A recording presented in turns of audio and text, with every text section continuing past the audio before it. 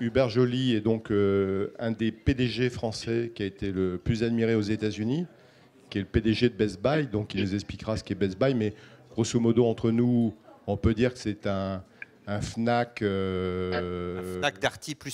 Ouais, parce que ça fait plusieurs milliards de dollars, donc c'est pas tout à fait, c'est à la norme américaine. Ce qui est intéressant, excusez-moi, mesdames. Donc, ce qui est intéressant, c'est que nous allons maintenant procéder avec Nicolas à son interview. Et donc, peut-être, Nicolas, je te laisse peut-être le démarrage. Oui, déjà, on peut saluer, donc il apparaît sur vos écrans à droite et à gauche dans la salle. On peut saluer Hubert Joly. Bonjour. Bonjour Nicolas, ça me fait grand plaisir d'être avec vous pour ce beau Précathlon. Donc là, vous intervenez avec 6 heures de moins, Hubert, par rapport à l'heure française. Voilà. Bon, merci pour votre disponibilité. Donc, vous allez nous raconter à la fois vos convictions, quelques éléments de votre parcours, les enseignements que vous en avez tirés. Vous avez une carrière assez riche et puis aussi vous avez créé une chaire à HEC et vous êtes prof à Harvard. Donc voilà, plein de raisons pour lesquelles votre témoignage peut intéresser tout notre auditoire. Alors peut-être avec une première question, Hubert. Beaucoup de parcours, d'expériences différentes. Vous avez notamment été partenaire chez McKinsey. Est-ce que cette expérience a été déterminante pour vous dans votre positionnement aujourd'hui de leader? Ça a été une expérience très riche où j'ai beaucoup appris.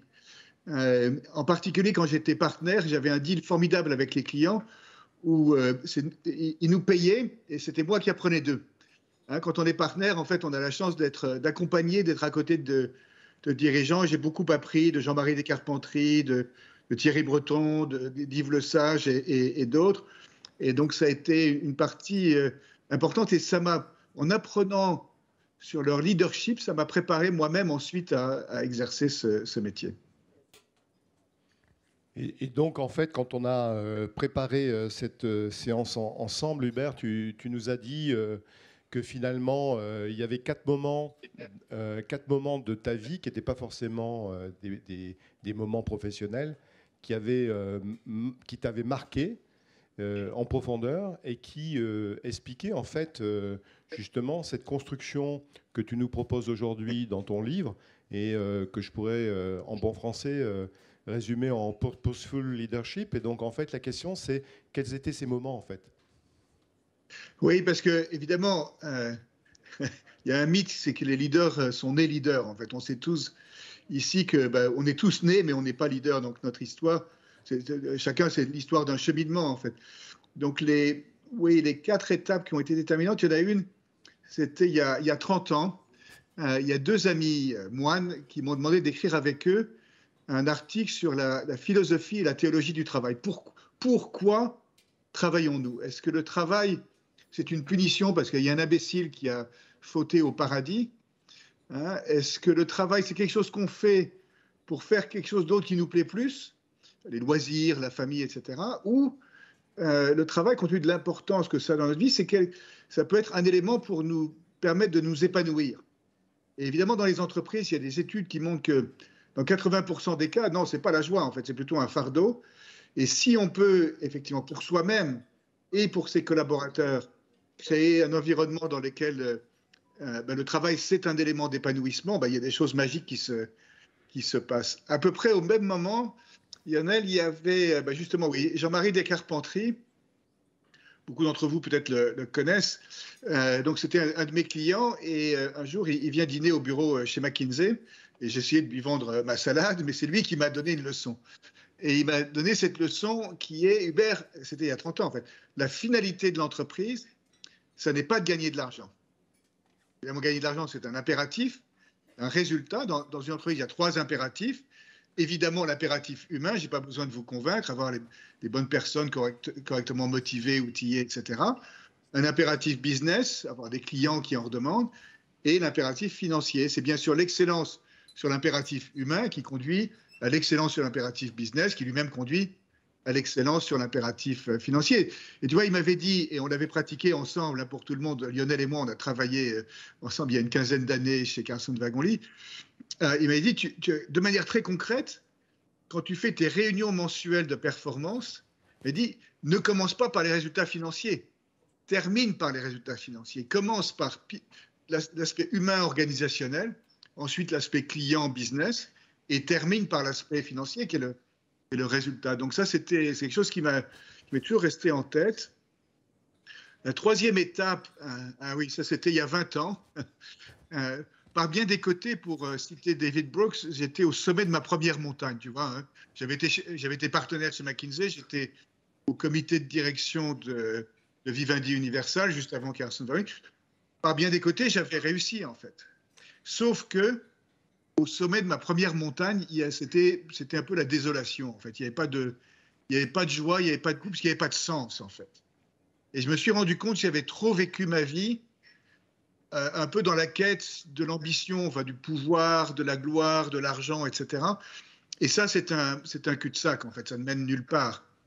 Et donc, appelle ça ma crise de milieu de vie, et ça m'a conduit à prendre du recul et à revisiter ma vie et essayer justement de discerner quel est le sens que je voulais donner à ma vie. Une question qu'on pose à Harvard, justement, dans un séminaire qu'on fait pour nouveaux PDG, on demande de rédiger leur discours de départ à la retraite. Comment ils voudraient qu'on se souvienne d'eux. Je peux te garantir, il n'y en a aucun qui dit « j'aimerais bien avoir doublé ou triplé le cours de bourse ». En fait, c'est des choses beaucoup plus humaines, en fait. Hein. La quête de sens au niveau individuel, pour moi, est la fondation de la quête du sens en entreprise. Et puis la dernière étape, brièvement, c'était en 2009, quand j'étais patron du groupe Carlson, donc après avoir dirigé Carlson Wagonlit Travel. Il y a Elisabeth Bastoni, qui était ma DRH, qui un jour rentre dans mon bureau et me dit « Hubert, est-ce que tu ne voudrais pas travailler avec un coach ?» Et je lui dis « Elisabeth, là, il y a un problème, il y a quelqu'un qui s'est plaint, ça ne va pas. » Parce qu'à l'époque, en fait, le coaching, on donnait ça à ceux qui avaient des problèmes, en fait. Il dit « Non, non, non.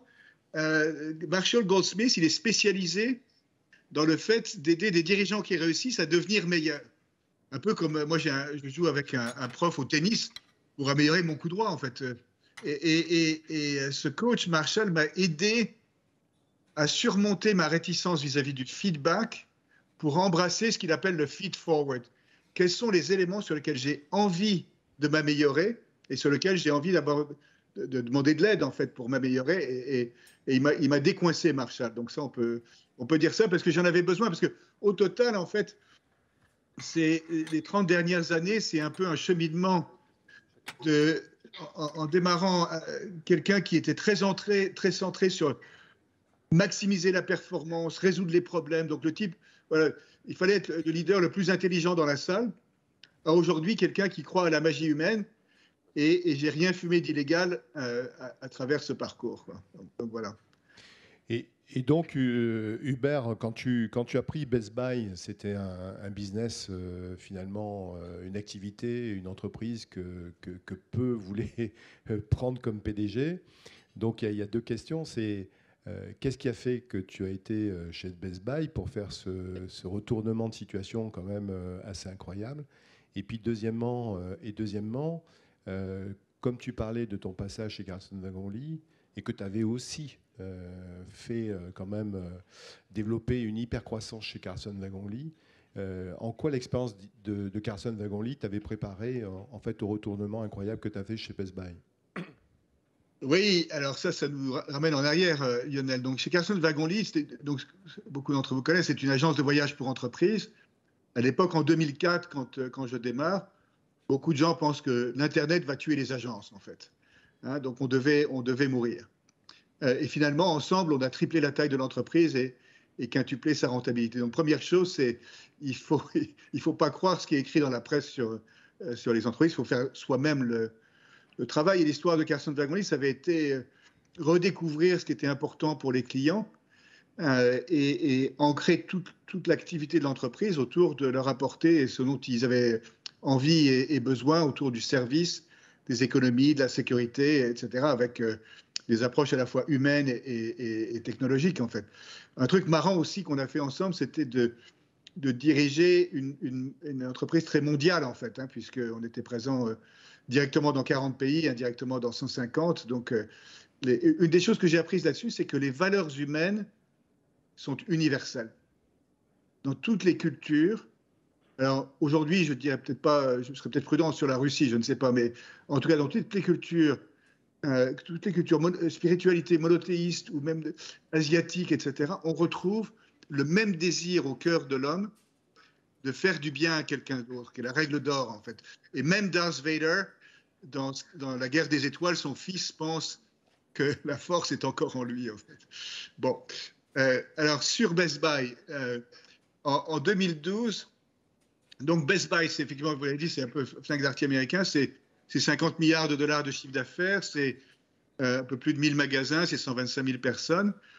C'est le leader dans le secteur de la distribution de produits électroniques et électroménagers en Amérique du Nord. C'est une très très belle boîte jusque 2009, sauf que à partir de 2009, ils se sont reposés sur leur laurier. Donc tout le monde, là aussi, pense qu'ils vont mourir. Il y a zéro recommandation à l'achat. Et on pense que Amazon va tuer Best Buy. Il faut dire qu'à l'époque, Amazon ne facturait pas l'équivalent américain de la TVA. Donc leur prix était compétitif. Et en plus, on ne payait pas la TVA, en fait. Donc c'était quelque chose, quoi.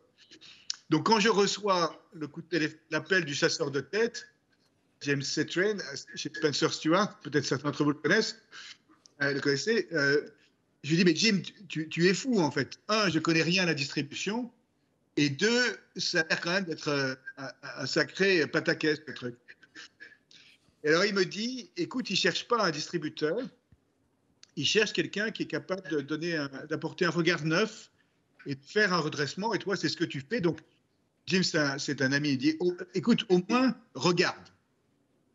Et alors, j'ai regardé, et avant de commencer les entretiens, j'ai vu deux choses, en fait. La première chose, c'est que aussi, il ne fallait pas écouter la presse, en fait, en quelque sorte. Pardon, Nicolas.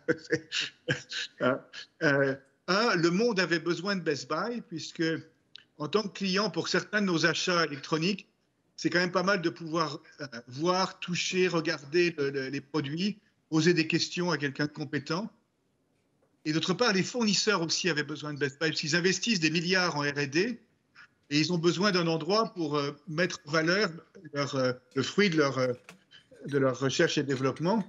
Et une boîte sur une étagère chez Walmart ou une vignette chez Amazon, ce n'est pas vraiment suffisant pour ça. Donc, le monde avait besoin de Best Buy. Et la bonne nouvelle, en quelque sorte, c'est que tous les problèmes de Best Buy, c'était des problèmes qu'ils avaient eux-mêmes créés, en fait. C'est-à-dire que les prix n'étaient pas compétitifs. L'expérience client sur le site était médiocre, les délais de livraison étaient trop longs, l'expérience en magasin s'était détériorée, la structure de coûts était florissante, on va dire. Et la bonne nouvelle à propos des problèmes qu'on s'est créés soi-même, c'est qu'on peut les résoudre, en fait. Je n'avais pas besoin d'appeler Jeff Bezos pour lui dire arrête de nous embêter. Voilà. Et donc, ça m'a convaincu qu'on avait suffisamment de matière pour pouvoir faire ce redressement. Et donc, j'ai dit au conseil que j'étais enthousiaste. Eux, je pense qu'ils se sont dit qu'ils allaient pouvoir économiser sur les frais de déménagement, parce que déjà, à l'époque, j'habitais à Minneapolis, donc je n'ai pas eu besoin de déménager. Ouais. Et donc, peut-être juste encore un mot. Dans ton livre, tu déconstruis en fait le mythe du leader héros qui arrive, qui saute en parachute et qui résout tous les problèmes. Et là, moi qui te connais, si on t'écoute comme ça sans faire attention, on pourrait penser que c'était un peu ce que tu as fait chez Best Buy. Donc, est-ce que tu peux nous dire justement quelles étaient les différences par rapport à ça ? Oui, c'était pas du tout le leader super-héros, c'était pas non plus cut. Tous les investisseurs, beaucoup d'investisseurs et d'analystes me disaient il va falloir fermer des magasins et virer du monde. C'est la recette habituelle dans les redressements d'entreprise. Or, tous les magasins étaient rentables pratiquement. Et virer du monde, c'était un peu comme si les collaborateurs étaient le problème. Moi, je pensais que les collaborateurs allaient être la solution. Ceci dit, effectivement, je ne suis pas arrivé avec la solution. J'avais des hypothèses fortes. Mais première chose qu'on fait, tout ce redressement, je vois la fiche derrière, ça a été autour du sens et de l'humain, en fait. Alors d'abord de l'humain, évidemment, toutes les entreprises disent les ressources humaines, c'est l'aspect le plus important de notre entreprise. Tout le monde peut dire ça. Je pense que si on demandait à tout le monde de lever la main dans la salle si vous pensez ça, vous pouvez lever la main, je regarde quand même si les gens écoutent. Voilà, c'est ça. Donc tout le monde lève la main, on va dire. Trois quarts. Hein, la question, c'est qu'est-ce qu'on fait vraiment? Et le leader super-héros, ça ne marche pas. C'est le leader qui est vulnérable et qui écoute. Et donc moi, j'avais, je ne sais plus si je l'ai ici, non, je ne le vois pas, mais j'ai passé ma première semaine dans l'entreprise à travailler dans un magasin à St. Cloud, il devrait dire Saint-Cloud, mais là-bas il dit St. Cloud, voilà, à 1 heure au nord de Minneapolis. J'étais avec mon pantalon kaki et ma chemise bleue de vendeur de Best Buy et un badge PDG en formation. Et j'ai passé 4 jours pour essayer de comprendre 3 choses et d'écouter. 1, qu'est-ce qui marche? Qu'est-ce qui ne marche pas? Et de quoi vous avez besoin?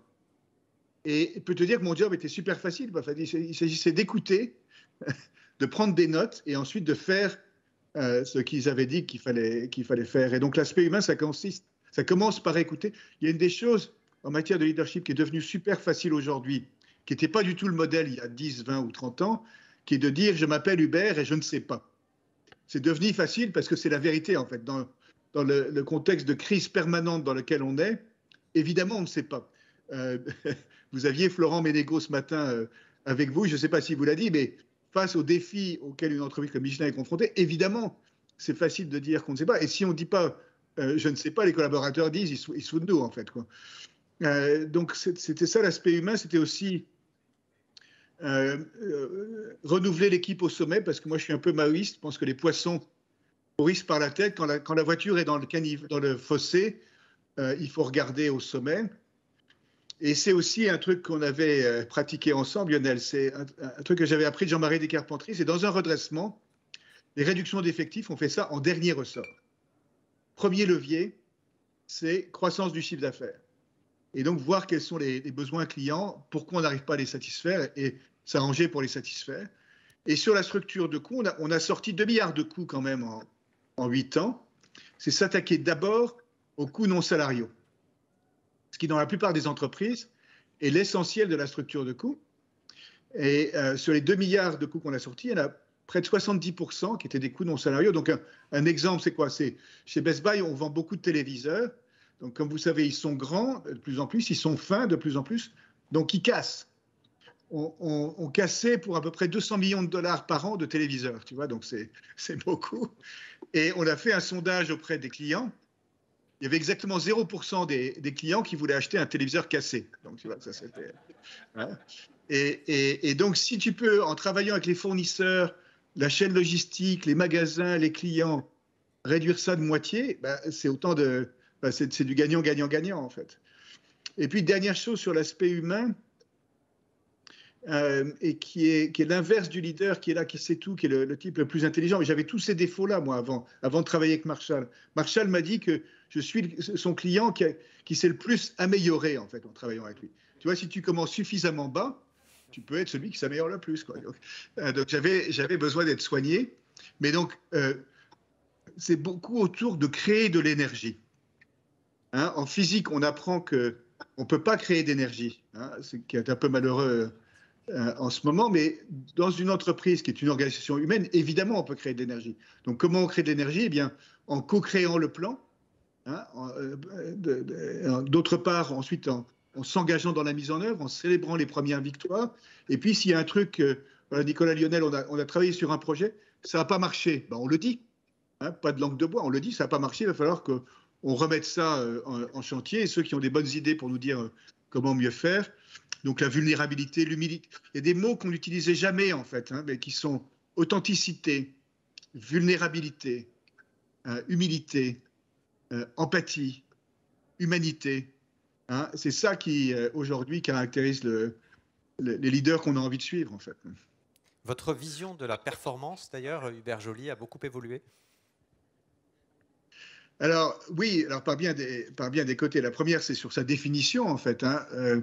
On a, pendant une 50aine d'années, suite à Milton Friedman, notamment aux États-Unis, mais je crois un peu partout dans le monde, la finalité, le seul baromètre, en fait, le seul thermomètre qu'on utilisait, c'était les profits, en fait. Hein. D'ailleurs, Milton Friedman nous avait dit, le 13 septembre 1970, la seule responsabilité de l'entreprise, c'est le profit.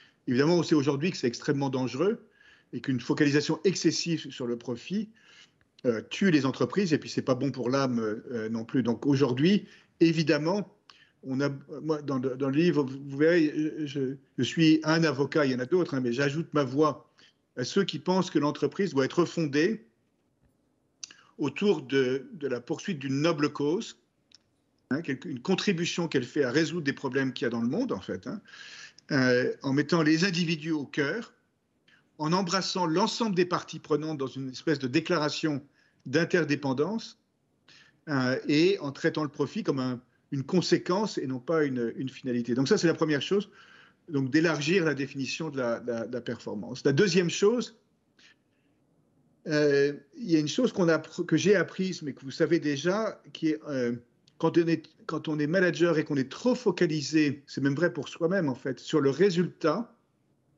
en fait, on diminue ses moyens. C'est un peu comme moi je joue au tennis, le joueur de tennis qui se dit il faut absolument que je fasse un ace là, au coup suivant, ou au football, il faut que je marque ce penalty. La qualification de l'équipe de France en dépend.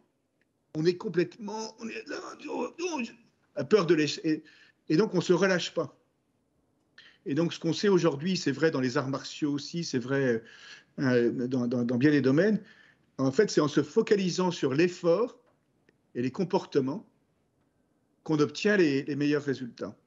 Il y a un très beau film, d'ailleurs, sur une équipe de football aux États-Unis, une équipe au niveau lycée qui a eu une série de 151 matchs gagnés de suite.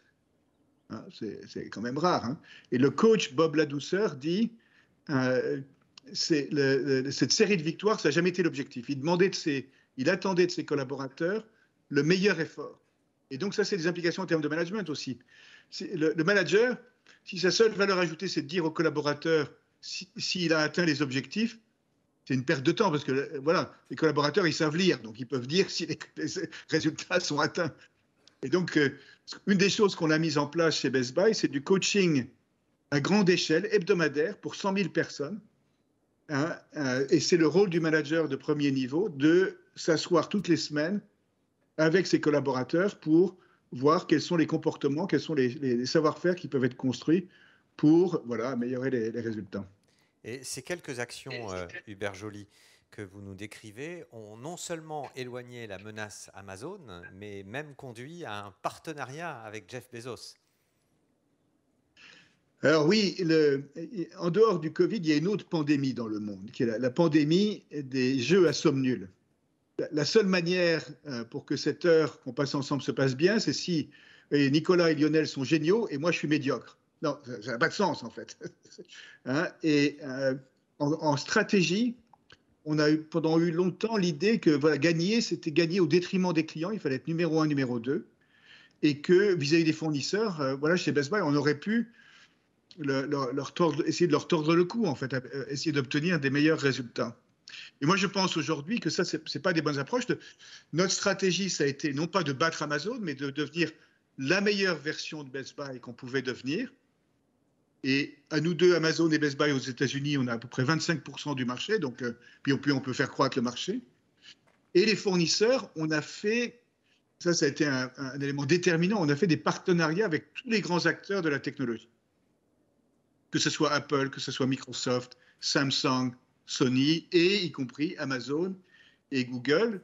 C'était important parce que en fait, eux, ils ont besoin, comme je disais tout à l'heure, de mettre en évidence, de mettre en valeur leurs produits. Ils peuvent ouvrir leur propre magasin, comme l'a fait Apple, mais ça prend du temps, c'est compliqué. Et donc, on leur a permis d'avoir des magasins dans nos magasins. Et ça s'appliquait aussi à Amazon. Ça a changé la règle du jeu économique pour nous. C'était bon pour les clients, c'était bon pour eux. Et on a même été jusqu'à faire un partenariat dans la télévision où ils nous ont donné les droits exclusifs de leur plateforme de télévision intelligente pour faire des téléviseurs intelligents qui étaient uniquement vendus chez Best Buy et chez Amazon. Donc, mort au jeu à somme nulle. Voilà. Parce qu'Amazon considérait que les ventes n'étaient pas possibles en ligne et qu'il fallait que le consommateur puisse tester pour le coup. Oui, quand on a fait cette annonce, en fait, on a été dans un magasin Best Buy à Bellevue, dans l'État de Washington, donc pas très loin du siège d'Amazon. Et Jeff est venu et on a fait une petite conférence de presse. Et Jeff a dit, bah, un téléviseur, c'est un achat important, c'est un achat qui doit être réfléchi. Il faut voir le téléviseur. Le meilleur endroit du monde pour voir le téléviseur, c'est Best Buy. Et donc, d'ailleurs, un point intéressant, c'est que Amazon, qui est une entreprise évidemment qui est très très forte, ils ne sont pas forts de manière uniforme. Ils sont bons dans les petits produits simples, mais leur chaîne logistique n'est pas bonne pour gérer les gros produits. Et la vente de produits complexes sur le site n'est pas aisée non plus. Donc, il ne faut pas avoir peur des concurrents, il faut s'appuyer sur ses propres forces. Et donc, ça a été du gagnant-gagnant. Et c'est vrai aussi vis-à-vis de la société, hein, cette déclaration d'interdépendance.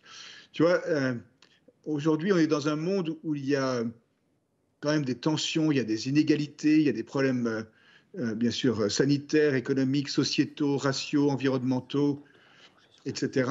Et l'idée que l'entreprise peut réussir indépendamment de son environnement est une idée qui n'existe plus. On l'a bien vu chez Best Buy. Best Buy a son siège à Minneapolis. Et après le meurtre de George Floyd, lorsque la ville est en feu, on ne peut pas ouvrir les magasins. Hein, et quand la planète est en feu, pour paraphraser ou pour citer Rebecca Anderson, qui est une de mes collègues à Harvard, eh bien, c'est le principal risque business, le risque environnemental. Et donc, en tant qu'entreprise, évidemment, on doit s'intéresser à la cité, on doit s'intéresser à la planète et faire ce qui est dans nos pouvoirs pour contribuer à traiter les problèmes sociétaux et environnementaux auxquels on est confronté, dans un contexte où, dans beaucoup de pays du monde, les gouvernements n'y arrivent pas ou n'y arrivent pas tout seuls, en tout cas. Et Hubert, là, en disant ça, tu touches à la raison d'être en fait de l'entreprise. Et finalement, tu sais qu'il y a un débat en France sur les entreprises à mission. Certaines hésitent à formaliser ça, d'autres ne la formalisent pas. Florent Ménégo nous disait, nous, on n'a pas besoin de mettre sur slide. Il faut que chacun le vive dans chaque coin de l'organisation chez Michelin, par exemple. Toi, par rapport à ça, comment ça s'est passé avec Best Buy et qu'est-ce que tu en penses, en fait? Oui, je rejoins Florent. En fait, il n'y a pas besoin de passer par les aspects juridiques. Les aspects juridiques sont même parfois un détour qui détourne en fait l'attention. Mais bon, en tout cas, nous, on est une entreprise cotée enfin, je dis nous, je ne suis plus chez Best Buy maintenant, mais donc de l'État du Minnesota. Mais cette poursuite d'une noble cause a été un élément essentiel, en particulier dans la deuxième phase de notre développement. Donc, je vous ai un peu décrit la première phase, qu'on appelait Renew Blue. La deuxième phase est plus tournée sur la croissance. Quel type d'entreprise veut-on devenir? On l'a appelé Building the New Blue. Il faut toujours un nom pour une stratégie. Hein.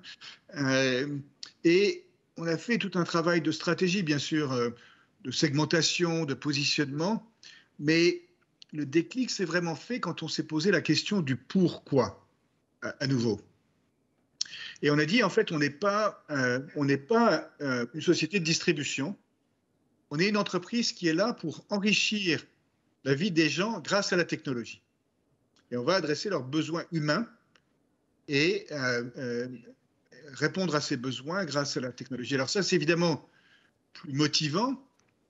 C'est aussi quelque chose qui permet d'élargir le marché adressable sur lequel on opère, parce qu'on n'est pas limité à la vente de produits dans des magasins ou en ligne. Il y a par exemple, j'en parle dans le livre, un service pour personnes âgées où en fait on aide les personnes âgées à rester chez elles indépendamment, à vivre chez elles indépendamment, de manière indépendante, plus longtemps grâce à la technologie. Donc on met des sensors sous leur lit, sous leur canapé, dans la cuisine, dans la salle de bain, et avec de la surveillance à distance, de l'intelligence artificielle et puis des care centers, on peut voir et penser à vos parents âgés, si ils sont tombés ou s'il y a quelque chose qui ne va pas, et ensuite déclencher une intervention. Ça, on n'aurait jamais fait ça si on s'était vu comme un distributeur. C'est un service qui est vendu par des compagnies d'assurance, mais qui s'appuie sur nos compétences. Et donc, cette noble cause, pour moi, c'est différent de la philanthropie, c'est différent de la responsabilité sociale d'entreprise. C'est au cœur du projet de l'entreprise. Ça se trouve à l'intersection entre les besoins non satisfaits dans le monde, les compétences uniques de l'entreprise, ce qui passionne les hommes et les femmes qui y travaillent, et comment on peut gagner de l'argent. Alors, évidemment, il y a beaucoup d'entreprises, que ce soit en France ou aux États-Unis, qui ont travaillé ou qui travaillent sur la définition de cette raison d'être ou de cette noble cause. Dans mon expérience, je pense qu'une expérience partagée, le défi, ce n'est pas trop la définition, c'est en fait comment on fait ensuite que ça ne reste pas lettre morte, comment on fait ensuite pour que l'ensemble des collaborateurs puissent s'inscrire dans cette démarche. Alors, on sait qu'il y a une approche qui ne marche pas, c'est la démarche du haut vers le bas, où on a défini la raison d'être et on demande à la direction de la communication de communiquer ça à tout le monde en leur demandant d'être enthousiaste vis-à-vis de cette nouvelle raison d'être. On met des posters un peu partout. Ça ne marche pas, évidemment. Pourquoi ça ne marche pas? Parce qu'évidemment, il faut que ça devienne réalité. Et la motivation des individus, elle est intrinsèque, en fait.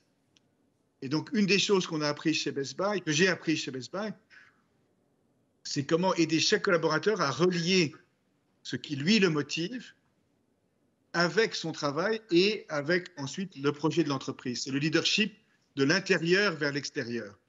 Et ça a demandé beaucoup de travail. On a beaucoup appris, et c'est ça qui est la clé.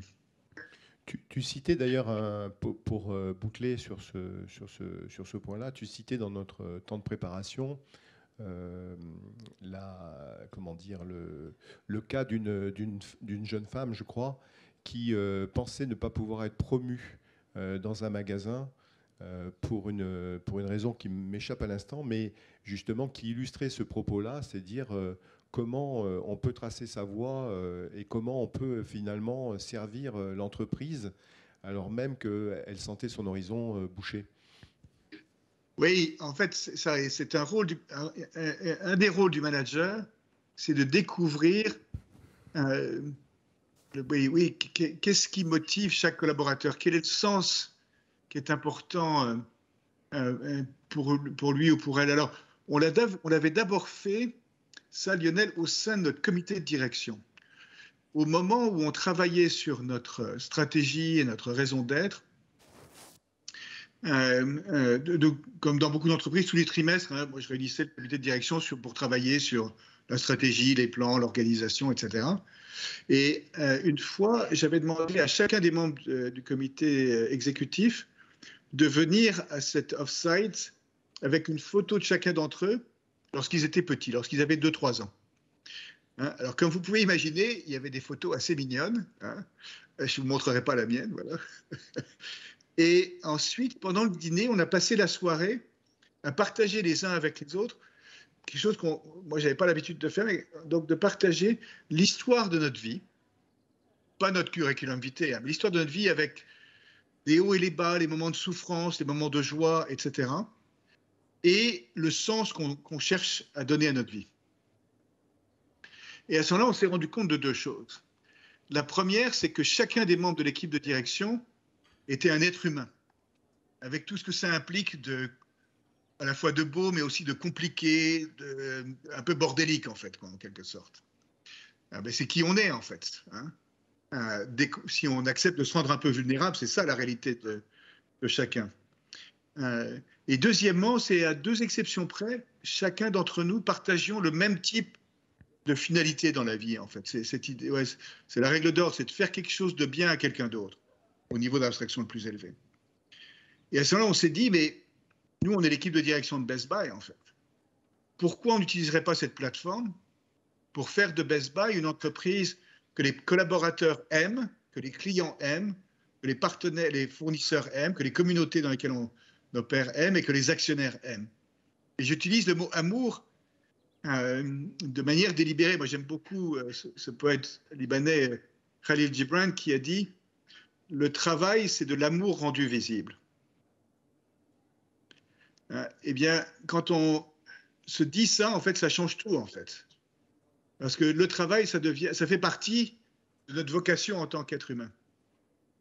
Et ça, c'est pas limité au comité de direction. Donc, ce à quoi tu fais référence, Lionel, c'est... J'avais un patron de magasin, un jour, je visitais son magasin à Boston, qui il demandait à chacun de ses collaborateurs et collaboratrices dans le magasin, donc une centaine de personnes, et toi, quel est ton rêve? Chez Best Buy ou en dehors de Best Buy, quel est ton rêve? OK, ben on va l'inscrire dans la salle de repos. Et mon job en tant que patron de magasin, c'est de t'aider à accomplir ton rêve. Et effectivement, cette jeune femme, son rêve, c'était de pouvoir acheter un appartement, voilà, pour sa famille, pour ses enfants, etc. Et il lui a dit, bah, écoute, si tu restes vendeur de base, tu ne vas pas y arriver en fait à acheter un appartement. Donc il va falloir que tu progresses dans l'entreprise, deviennes senior, puis superviseur, et manager, etc., etc. Et je vais t'accompagner dans ce développement. Donc ça peut être des choses super simples. Ça n'a pas besoin de partir à Calcutta avec Mère Teresa. C'est voir tout par l'individu, quels sont ses désirs et ses défis, et de l'accompagner de manière très humaine dans ce parcours.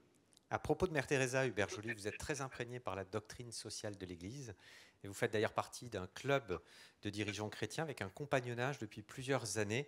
Voilà en quoi ça imprègne votre style de management, votre manière de faire. Oui, en fait, c'est à partir, oui, après au moment où je rentrais chez Carson Wagonlit Travel, il y a deux choses qui se sont passées en fait pour m'aider à régler ma crise de milieu de vie. J'avais fait les exercices spirituels de Saint Ignace de Loyola, le fondateur des Jésuites, qui est une méthode, il y en a d'autres, hein, pour essayer de découvrir quel est le sens de sa vie. Ça commence par reparcourir sa vie et c'est discerner là où on veut aller. Et au même moment, donc avec le frère Samuel Rouvillois et François Périgaud et quelques dirigeants basés à Paris, on se réunissait tous les mois pour essayer de voir comment, à la lecture d'un livre excellent, mais avec un titre épouvantable, qui est le Compendium de la doctrine sociale de l'Église, comment on pouvait essayer de vivre notre vie de chef d'entreprise un peu avec l'aide de la sagesse de l'Église. C'est pas la doctrine sociale de l'Église, c'est pas du domaine de la foi, c'est plus du domaine de la sagesse en fait. C'est une sagesse qu'on retrouve dans toutes les grandes spiritualités. Hein. Et pour moi, d'ailleurs, une des leçons, alors on retrouve dans la doctrine sociale de l'Église et dans cette sagesse l'idée de la poursuite du bien commun, toutes les idées qu'on a évoquées en fait, hein, et que même quand on est propriétaire de quelque chose, on n'en est en fait que le dépositaire et qu'il faut voir comment on l'utilise au service du bien commun, qu'il y a un sens aigu de la responsabilité, aussi le privilège donné aux pauvres, etc. Mais la leçon plus générale pour moi, c'était que pendant très longtemps, j'avais fait une erreur en fait. J'ai fait beaucoup d'erreurs, hein, donc vous voyez toutes les cicatrices sur mon visage. Une des erreurs que je faisais, c'est que j'avais la tête coupée du reste de mon corps. Parce que je pensais que pour diriger, vous savez, en France, je m'en souviens, on disait, voilà, ce dirigeant, il est formidable, il est brillant. D'ailleurs, il a fait l'X et l'ENA, inspecteur il est brillant. Et c'est à nouveau cette idée que le dirigeant, ça doit être le leader, c'est le type le plus intelligent, en général le type, dans la salle. Et plutôt que d'avoir la tête coupée du reste de mon corps, une des choses, je pense, qu'on a tous appris, que j'ai appris, c'est renforcé pendant les dernières années, en particulier pendant le Covid, c'est qu'en tant que leader, on doit utiliser l'ensemble des parties de notre corps. Non seulement la tête, mais aussi le cœur, l'âme, les tripes, les oreilles, les yeux, etc. Et que si on laisse notre âme et notre cœur de côté, on ne peut pas en fait nouer des liens humains dans l'entreprise. Or, je pense qu'on a tous fait partie à un moment donné d'équipes où il se passait des choses extraordinaires. Et moi, dans mon expérience, en général, c'est que voilà, il y avait un lien humain qui existait et où ensemble, on sentait qu'on pouvait faire des choses remarquables. C'était pas d'ailleurs toujours, ou généralement, c'était pas dans les moments les plus faciles, mais c'était où il y avait cette connexion humaine authentique qui se faisait. Et ça peut pas se faire uniquement de manière intellectuelle, à mon avis. Je vous donne des opinions, vous n'êtes pas obligé de les partager. Hein. Une chose, en fait, tu nous as conté une anecdote quand avant de rentrer chez Carlson Wagonlit, au moment de ton processus de recrutement, je crois que tu assistais à la finale du Coupe du Monde de rugby à Paris. Et Marilyn Carlson, qui était donc l'héritière de Carlson, et donc PDG de Carlson, voulant te recruter pour Carlson Wagonlit, t'a ramené dans son avion donc, aux États-Unis, et elle t'a posé une question qui t'a un peu surprise à l'époque, mais c'est intéressant, elle t'a dit c'est quoi votre âme? Parlez-nous de votre Oui, âme. Hein, c'est ça? ouais, ça c'était en 2007, donc enfin, peu importe les détails, mais j'étais déjà patron de Carlson Wagonlit et il était envisagé que je prenne sa suite comme patron du groupe Carlson qui, à l'époque, avait aussi les restaurants TGI Fridays, les hôtels Radisson, etc. Effectivement, donc j'ai probablement eu l'entretien de recrutement le plus long qui soit, 8 heures d'avion, voilà, dans son avion privé. Et il m'avait posé cette question, Hubert, parle-moi de ton âme. Hein, en France, je ne suis pas sûr que ça soit légal de poser cette question. Je vais vous laisser juger si c'est le cas. Mais en même temps, c'est une tellement bonne question. Et en matière de recrutement, moi, pendant des années, je mettais beaucoup d'emphase dans les entretiens de recrutement que je faisais passer sur, voilà, je cherchais, mettais l'emphase sur expérience et expertise. Tu vois, peut-être si tu avais passé un entretien, n'est-ce pas, avec moi, Lionel, au moment où tu as rejoint Carlson Wagonlit. C'était le Hein, cas, voilà. c'était le cas d'ailleurs. Voilà, exactement. Donc, je t'aurais posé des questions sur, ouais, donc, qu'est-ce que tu sais faire, en fait? Donc, tes compétences, donc, je pouvais chercher le meilleur responsable en marketing digital, en supply chain, en ressources humaines, etc. Et aujourd'hui, quand on voit les meilleurs leaders, ils ne sont pas les meilleurs leaders parce qu'ils savent épeler les 4 P du marketing ou les meilleurs parce qu'ils ils sont les meilleurs à calculer la valeur actuelle nette d'un investissement. Ce n'est pas ça, en fait. Bien sûr, il faut qu'ils aient ça, mais ce n'est pas le sujet. C'est beaucoup plus qui sont-ils en tant que leader. Donc, les questions que je pose, je ne vais pas aussi loin que Marilyn, mais je tourne peut-être un peu autour du pot, mais je vais au même endroit. C'est-à-dire, bien sûr, je pose des questions sur qui es-tu. Cette question sur le discours de départ à la retraite, ma femme Hortense, qui est coach de dirigeants, elle va un cran plus loin, elle leur demande de rédiger leur oraison funèbre. Hein? C'est moins Comment drôle, tu c'est as moins envie drôle, hein, Hubert. C'est moins drôle, mais c'est encore plus profond. Comment tu souhaites qu'on se souvienne de toi? Hein? Quel type de dirigeant es-tu? Hein? C'est particulièrement pertinent maintenant parce qu'on est dans un environnement où on ne sait plus, en fait. Il y a des crises successives. Donc, s'il y a quelqu'un dans la salle qui est capable de dire comment le monde sera dans 3 ans, surtout, là, il faut doubler sa rémunération, hein, tout de suite, là, sur une promotion sur le champ. On ne sait pas. Et donc, quand on cherche à diriger dans ce monde-là, on ne peut pas être habité par des certitudes. À mon avis, on est guidé par 3 choses, en fait. Un, c'est le sens. Quel est le purpose? Où veut-on aller? 2, c'est des principes. Et les principes, ça vient notamment de l'âme, hein, de la sagesse. Au moment du Covid, chez Best Buy, mon successeur Cory, elle a dit, oui, comme beaucoup d'autres, hein, la priorité, ça ne va pas être les trimestriels, ça va être la sécurité des collaborateurs et des clients, retarder au maximum le fait de mettre en chômage partiel les collaborateurs en attendant que les programmes fédéraux soient mis en œuvre, et sortir de cette crise en meilleure forme qu'on est rentré. Donc c'est des principes, et puis ensuite c'est l'idée on va faire de notre mieux en fait, parce qu'on ne contrôle pas le résultat. Hein. C'est un peu bouddhiste cette idée de faire, je vais faire de mon mieux. Je ne contrôle pas le résultat, mais ce que je contrôle, c'est moi ce que je peux faire en fait. Voilà. Vous mettez l'accent sur l'exemplarité managériale. Quelle est votre approche sur le sujet, sachant que vous disiez tout à l'heure que la notion de performance devait être vraiment considérée avec beaucoup de précautions, que ça n'était pas bien sûr le seul indicateur. Donc vous êtes à la fois souple sur les notions de leadership et en même temps exigeant en matière d'exemplarité managériale. Ça se traduit comment? Alors, Nicolas, je ne veux surtout pas dire que les résultats ne comptent pas, en fait. Hein. On n'est pas dans un monde de bisounours. Bien sûr, les résultats comptent. Ce dont je parle, c'est comment on obtient des résultats. Et simplement sur l'élargissement, c'est que ce n'est pas que les résultats financiers qui comptent.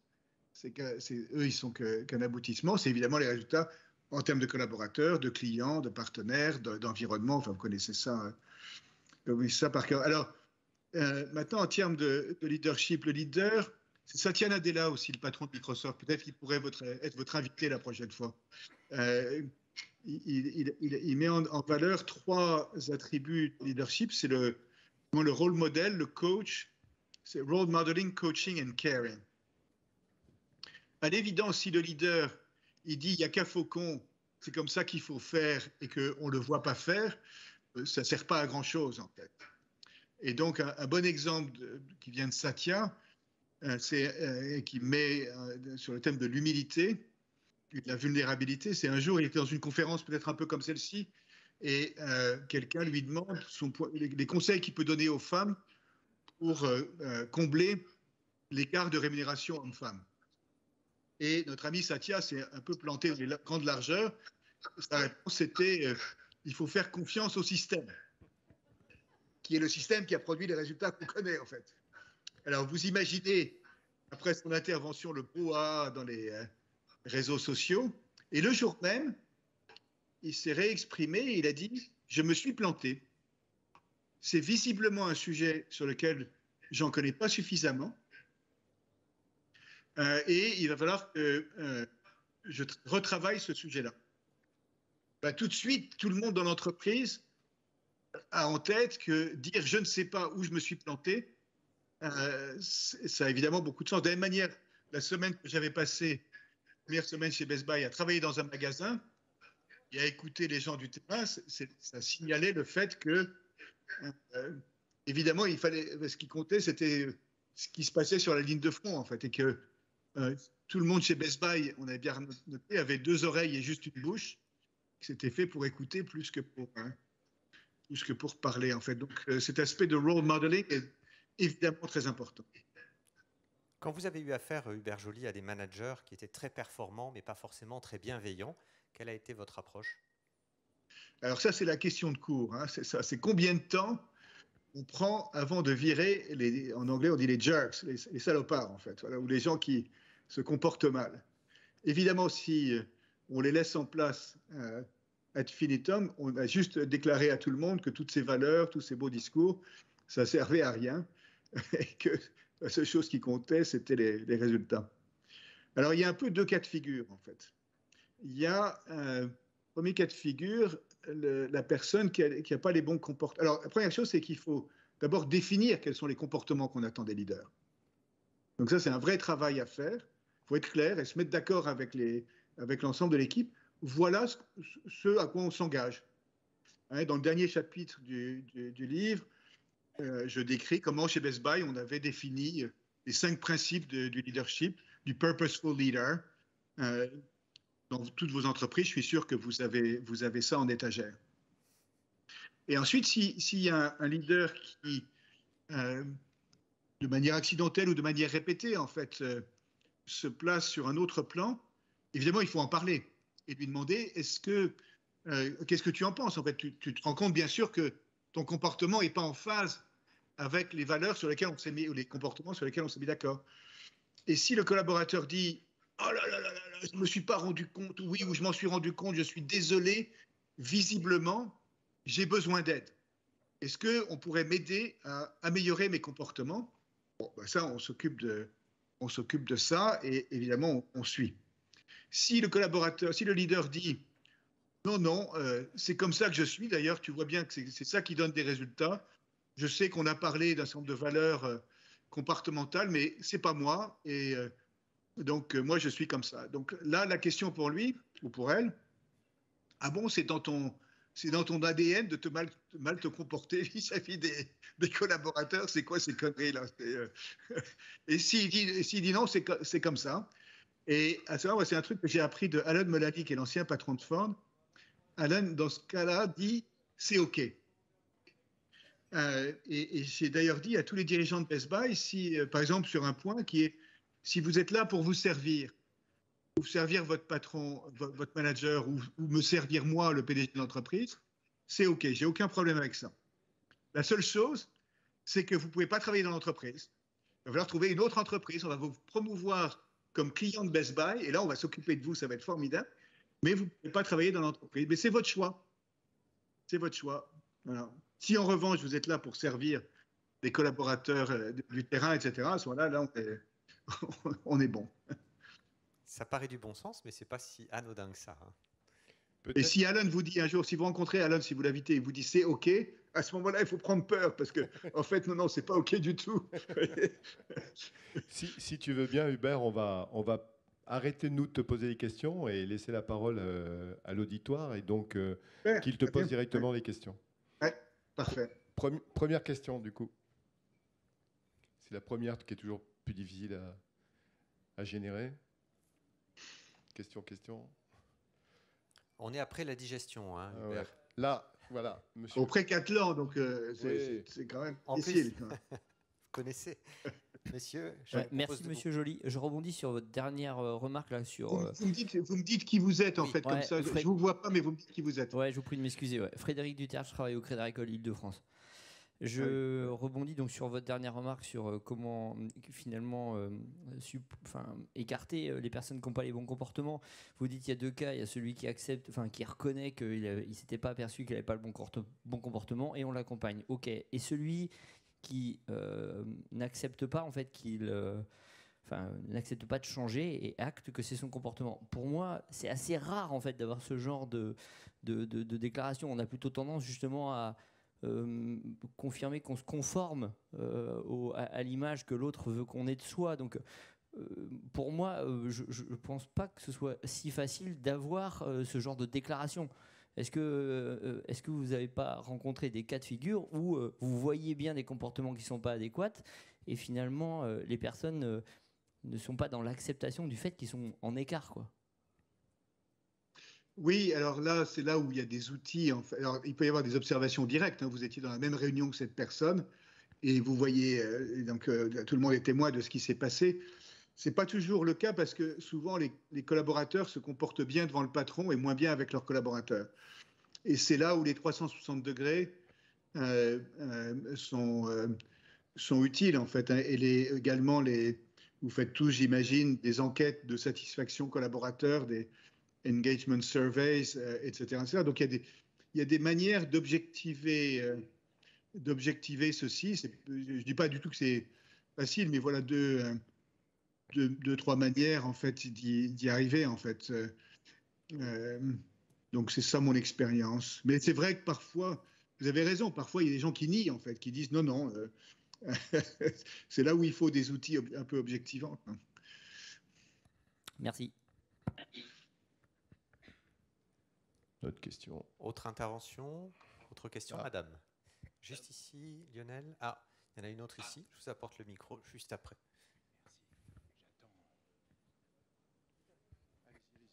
Allez-y, je vous en prie. Bonjour, monsieur Joly. Mon nom est Xavier Bertrand. Ça fait 2 années que je viens au Congrès pour présenter un diplôme universitaire Leadership, Méditation, Neurosciences que nous avons co-créé avec une équipe de l'Université de Strasbourg et son école de management.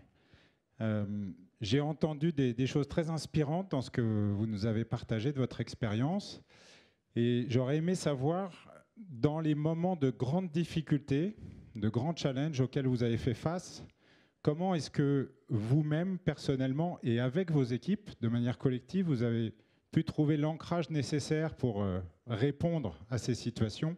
Vous avez évoqué les arts martiaux en filigrane, le travail que vous avez fait entre pairs au sein de groupes personnels, mais il y a sans doute pas mal de choses dont nous pourrions nous inspirer. Merci. Bravo à vous, hein. Ça a l'air passionnant ce que vous faites. C'est super important ce que vous signalez, en particulier en ce moment, compte tenu des crises continues auxquelles on est confronté, le sujet de la résilience en fait de chacun d'entre nous et de nos équipes est un vrai sujet.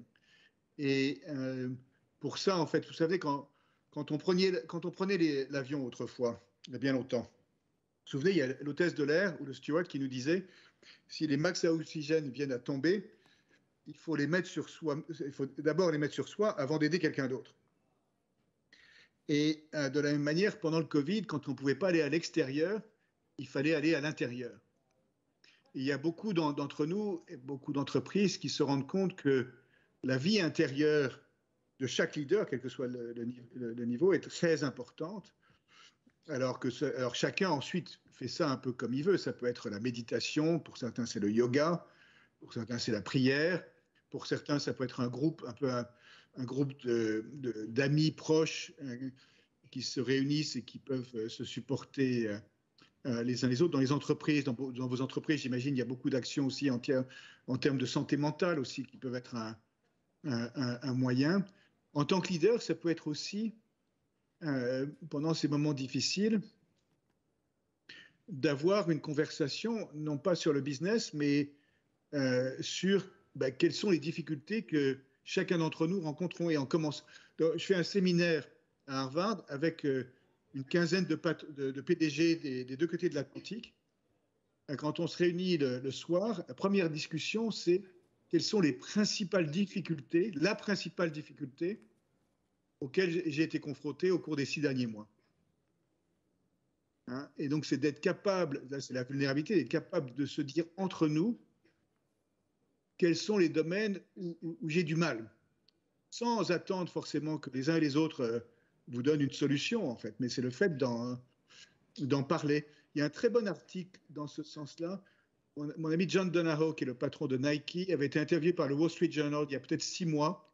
Donc, si vous allez sur le site du Wall Street et que vous tapez son nom, John Donahoe, patron de Nike, il décrit comment, en fait, il a pris soin de lui-même, à la fois d'un point de vue physique, mais d'un point de vue spirituel aussi et mental, au cours de sa vie. Donc ça, c'est une grande responsabilité qu'on a vis-à-vis de nous-mêmes et vis-à-vis de nos collaborateurs, des personnes dont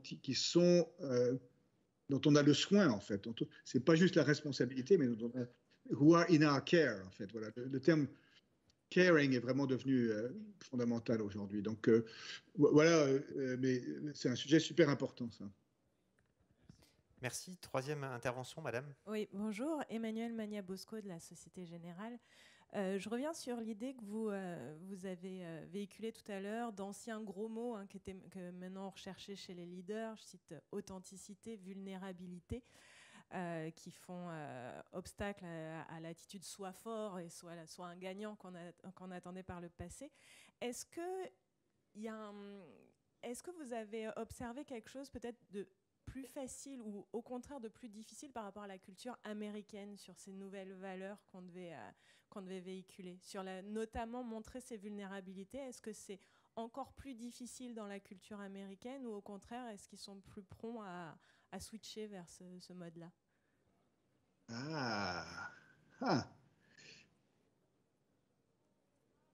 J'ai pas d'éléments tellement factuels, peut-être des impressions, en fait. Je peux vous dire qu'aux États-Unis, ce type d'attitude est devenu très courant. La semaine prochaine, je serai à Austin, dans le Texas, pour une réunion du Business Council, qui sont les 200 principaux patrons américains. Et le principal thème de la journée, on commence le jeudi à midi, on termine le vendredi à midi, c'est ça, en fait. C'est ce sujet, comment on prend soin de soi.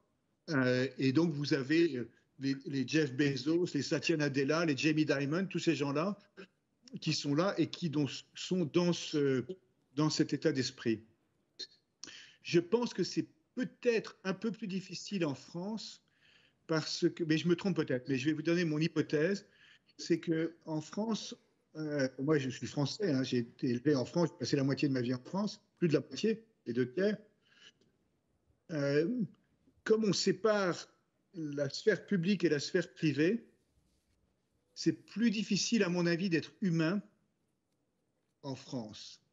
Parce que, d'ailleurs, avec la laïcité, on nous invite à faire que la sphère spirituelle soit laissée complètement à l'écart de la sphère publique. Et donc, je me trompe peut-être parce que j'habite plus en France, hein, donc pardon, mais j'ai le sentiment que pour nous, Français, c'est peut-être un peu plus difficile parce qu'on a tendance à laisser le domaine privé en dehors. Je ne sais pas ce que vous en pensez. Il y avait une hypothèse, Hubert, parce que tout à l'heure, tu parlais de la tête et le corps qui étaient séparés. On est quand même un pays cartésien, où finalement on a quand même sublimé la raison d'un côté, la raison cartésienne, c'est pas l'âme. Donc la question c'est, même à l'école, en fait, on nous évalue sur des questions rationnelles. On laissait passer les émotions. On en parlait d'ailleurs tout ce matin. C'est pas quelque chose qui était très prégnant jusque-là en France. Donc c'est peut-être aussi une hypothèse. Mais... Oui, d'ailleurs dans le livre, je parle de Descartes et je dis que, bon, qu'il nous a dit, bien sûr, je pense donc je suis. Je pense qu'il avait tort. Alors c'était il y a longtemps. Aujourd'hui dans l'entreprise, c'est plutôt non pas cogito ergo sum, mais ego videor ergo sum. Je suis vu, donc je suis. Et donc c'est s'assurer que chacun de ses collaborateurs sent qu'il est vu, qu'il est reconnu, qu'il est respecté, qu'il est embrassé avec toute sa complexité. Ça ne veut pas dire que ses mauvais comportements sont acceptés, c'est encore autre chose. Mais que, voilà, je le vois. C'est un jeune collaborateur un jour dans un magasin qui m'a dit que sa vie avait changé le jour où un manager l'avait reconnu et s'était intéressé à lui. Hein, et on sait tous aussi que nos collaborateurs, quand ils se souviendront de nous, enfin, je ne sais pas pour vous, mais pour moi, ce n'est pas parce qu'ils se diront oh, Hubert, qu'est-ce qu'il était brillant, en fait, il nous avait concocté une stratégie, ça avait été... Non, c'est comment ils se souviennent de nous, qu'est-ce qu'ils ont ressenti, en fait, avec nous, en fait. Une autre question, un autre témoignage, autre commentaire. Alors, il nous reste 3-4 minutes parce que vous avez une contrainte à 16h20, Hubert. J'apporte le micro. Peut-être que, voilà, ça serait pas mal. Alors, il y a une question, et puis après, je vous poserai une petite question sur votre ouvrage que vous avez évoqué, mais très rapidement tout à l'heure. Madame, je vous en prie. Oui, bonjour, Christelle Keller de La Poste. Vous avez évoqué à plusieurs reprises votre amitié avec certains autres grands patrons qui sont mondialement connus. Et du coup, qu'est-ce qu'ils partagent ou pas de tout ce que vous avez dit, de votre approche humaine voilà, est-ce qu'il y a beaucoup de choses en commun? Et avec le vécu que certains on peut avoir dans des entreprises, qu'est-ce qui fait que finalement c'est pas plus partagé que ça? Oui, alors, et qu'est-ce qu'on peut faire pour? Oui, je ne connais pas l'âme de chacun des grands patrons américains, j'en connais certains mieux que d'autres.